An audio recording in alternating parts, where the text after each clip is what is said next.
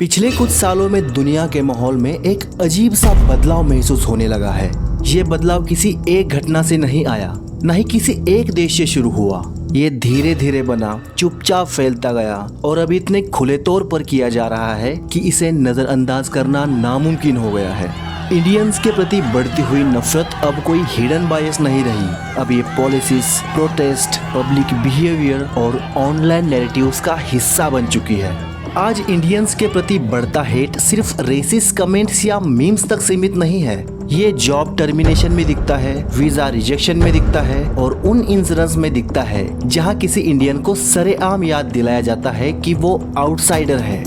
Why are you in my country? Why are you here? Yeah, why are you in America? You need, I don't like you guys here. There's too many of you guys here. Imagine करो, आप पूरी life की planning के साथ किसी foreign country में जाते हो।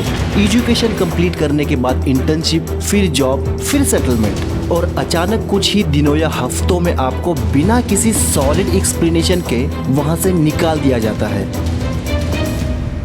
Imagine moving cities for a new internship and then getting fired within just 2 days.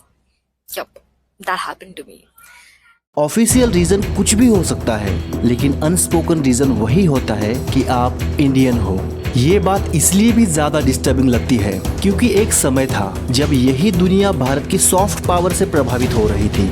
Yoga, Ayurveda, Indian food, festival, meditation, हर चीज ग्लोबली सेलिब्रेट होने लगी थी। फॉरेन ब्लॉगर्स इंडिया आकर कहते थे कि इंडियंस वार्म है, वेलकमिंग है और फैमिली ओरिएंटेड है। I'm living here now since almost 1 year. I love the traditions, I love the old rituals, I love the celebrations since I experienced that Indians are really friendly, warm and welcoming people. Overall perception positive direction में जा रहा था और फिर अचानक ऐसा क्या हुआ कि नैरेटिव पूरी तरह से चेंज हो गया। पोलैंड का एक वायरल वीडियो इसी सवाल को और तेज कर देता है। एक इंडियन लड़का और उसकी पोलिश गर्लफ्रेंड बस शॉपिंग कर रहे होते हैं। कोई डिस्टर्बेंस नहीं, कोई नियम नहीं तोड़ा गया। फिर भी एक आदमी आता है और उस लड़की को लेक्चर देना शुरू करता है कि वो व्हाइट कंट्री की होकर किसी ब्राउन इंडियन के साथ रहकर अपने ही जीन्स क्यों खराब कर रही है। You're a biological weapon in this country. Hey, Pajit. Pajit, you're a biological weapon in this country. You should be ashamed of yourself. You're a white woman. What are you going to do? Mix your genetics up with the shit skin? ये सिर्फ एक आदमी की सोच नहीं है, ये उस कॉन्फिडेंस का रिफ्लेक्शन है जिसके साथ लोग आज बिना डर के कैमरा के सामने ये सब कुछ कह पा रहे हैं। इसी कॉन्फिडेंस का दूसरा रूप होटल्स और पब्लिक स्पेस में दिखता है। कई देशों के होटल्स के रूल्स में साफ लिखा मिलता है, इंडियंस नॉट अलाउड। कहीं पर कहा जाता है कि इंडियंस को रूम मिलेगा भी तो एक्स्ट्रा सिक्योरिटी डिपॉजिट देना पड़ेगा, और वो भी जब आप चेकआउट करोगे तो रूम इंस्पेक्शन के बाद रिफंड होगा।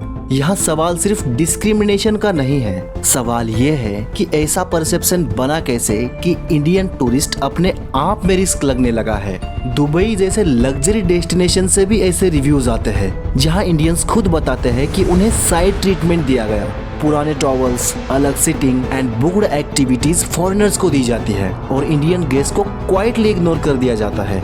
ये आइसोलेटेड इंसिडेंट नहीं है। ट्रिप एडवाइजर, एक्स और रेडिट पर ऐसे 100 रिव्यूज मिल जाते हैं जहां इंडियंस कहते हैं कि उन्हें सेकंड क्लास सिटीजन की तरह ट्रीट किया गया। लेकिन प्रॉब्लम यही नहीं रुकती, स्ट्रीट पर सिचुएशन और भी ज्यादा रॉ हो जाती है।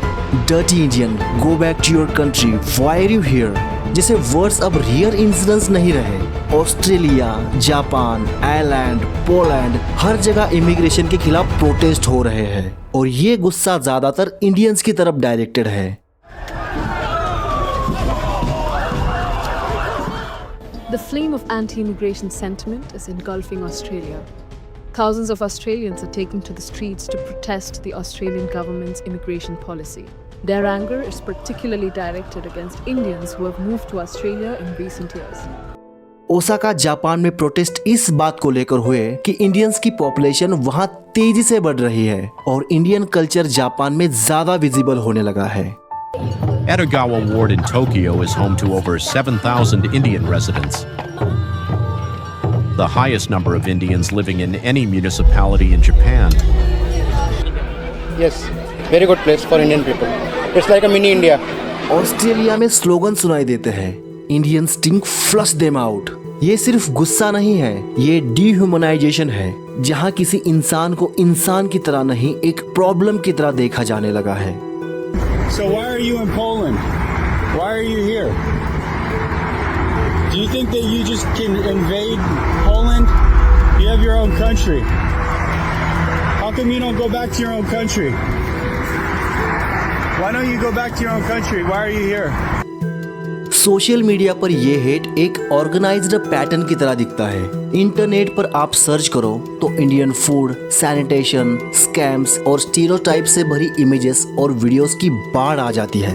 स्ट्रीट फूड वीडियोस का जानबूझकर वर्स्ट एंगल दिखाया जाता है, सेलेक्टिवली गंदगी हाईलाइट की जाती है और एक सिंपल नैरेटिव पुश किया जा रहा है कि Indians are dirty, Indians lack civic sense and Indians are scammers. यहीं से ये मुद्दा सबसे ज्यादा अनकंफर्टेबल हो जाता है, क्योंकि इस नैरेटिव को आगे बढ़ाने के लिए दुनिया को ज्यादा मेहनत भी नहीं करनी पड़ती, क्योंकि कई बार ऐसे विजुअल्स और एग्जांपल्स हम खुद ही दुनिया के सामने रख देते हैं।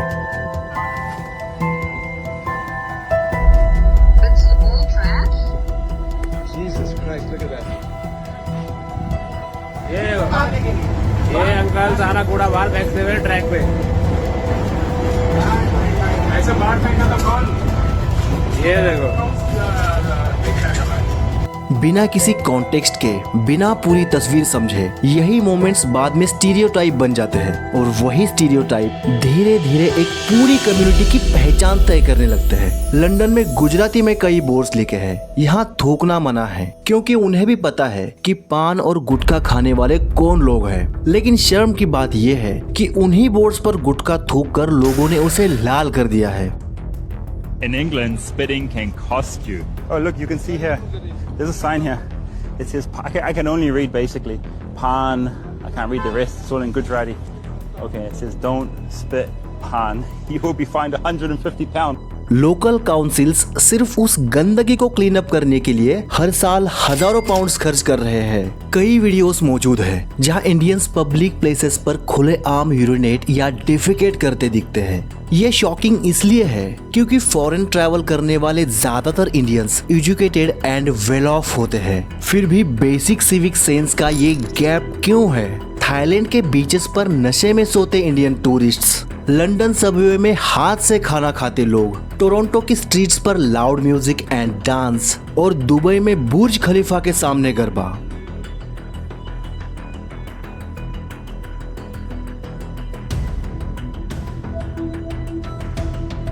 हमारे लिए ये सेलिब्रेशन हो सकता है, लेकिन हर कल्चर में पब्लिक बिहेवियर की बाउंड्रीज अलग होती है और जब हम उन्हें क्रॉस करते हैं तो कॉन्सिक्वेंसेस सिर्फ कमेंट सेक्शन तक सीमित नहीं रहते, फिर क्राइम्स आते हैं। पब्लिकली शराब पीकर हंगामा करना। ये थाईलैंड का एक वीडियो देखो, इसमें एक इंडियन शराब के नशे में टैक्सी के ऊपर चढ़कर सो रहा है। He was found to be mumbling and under the influence of something which drove him to first bang on the taxi windows. Foreign जाकर वहाँ चोरी करना। कई ऐसे वीडियोस हैं जिसमें इंडियन लड़कियाँ फॉरेन में चोरी करती पकड़ी गई है। So what happened is you paid for half. In your cart there was unpaid items. We're gonna pay. No, that's not how it works. You're getting arrested. You're coming down to the police station. You're gonna sign a form. You're no longer allowed to come to ShopRite. This ShopRite, you're not welcome here anymore. Okay. और Indian tourist का किसी foreigner की harassment करना तो कोई नया case नहीं है। एक इंडियन इन्फ्लुएंसर का अनएक्सपेक्टेबल बिहेवियर ग्लोबल हेडलाइन बन जाता है और डैमेज उस एक इंसान तक सीमित नहीं रहता, वो हर इंडियन ट्रैवलर पर स्टिक हो जाता है। का माल है, देख रहे हो ना यार, आप कमाल की माल हो। कैसे सबर कर रहा हूँ मैं बता नहीं सकता हूँ, मेरा दिल कर रहा है ना ऐसे अपने हाथ में पकड़ेगा चेक करूँ क्या है ना, लेकिन अब उसके लिए मुझे रात का टाइम वेट करना पड़ेगा, आपको पिलाना पड़ेगा, उसके बाद ये होता है। यही वजह है कि एक वायरल रील किसी दूसरे इंडियन के वीजा रिजेक्शन का साइलेंट रीजन बन जाता है। नंबर्स इसे और क्लियर कर देते हैं। सिर्फ 2024 में 1.65 lakh Indian Schengen visa application reject हुए। नॉन रिफंडेबल फीस की वजह से इंडियंस ने करोड़ों का लॉस झेला। इस सब के चलते आज इंडियन पासपोर्ट की रैंकिंग और नीचे चली गई है। ये सिर्फ पेपर वर्क नहीं है, ये ट्रस्ट डेफिसिट है। लेकिन ये कोई इरिवर्सिबल सिचुएशन नहीं है, क्योंकि हिस्ट्री में इसका एग्जाम्पल मौजूद है। 2015 से पहले चाइनीज टूरिस्ट की ग्लोबल इमेज भी बिल्कुल ऐसे ही थी, अनहाइजेनिक, लाउड और अनसिविलाइज्ड। चाइनीज गवर्नमेंट ने इसे सीरियसली लिया। जो टूरिस्ट मिसबिहेव करते हैं उनकी ब्लैक लिस्ट बनाई गई, उन पर 5 से 7 साल तक बैन्स लगाए गए, ट्रैवल एटिकेट कंपलसरी की गई, उनके नाम पब्लिक करके पब्लिक शेमिंग तक की गई। इसके बाद सिर्फ कुछ ही सालों में चाइनीज टूरिस्ट को लेकर ग्लोबल परसेप्शन चेंज होने लगा। तो अगर चाइना ये कर सकता है तो इंडिया क्यों नहीं? क्योंकि आखिर में ये डिबेट सिर्फ रेसिज्म की नहीं है, ये रिस्पॉन्सिबिलिटी और अवेयरनेस की भी है। ये समझने की है कि फॉरेन लैंड पर आपका बिहेवियर सिर्फ आपको डिफाइन नहीं करता, वो पूरे भारत को रिप्रेजेंट करता है। प्राइड और डेनियल के बीच फर्क समझना जरूरी है, क्योंकि अगर हम खुद अपनी खामियों पर बात नहीं करेंगे तो दुनिया से फेयरनेस की उम्मीद कैसे करेंगे?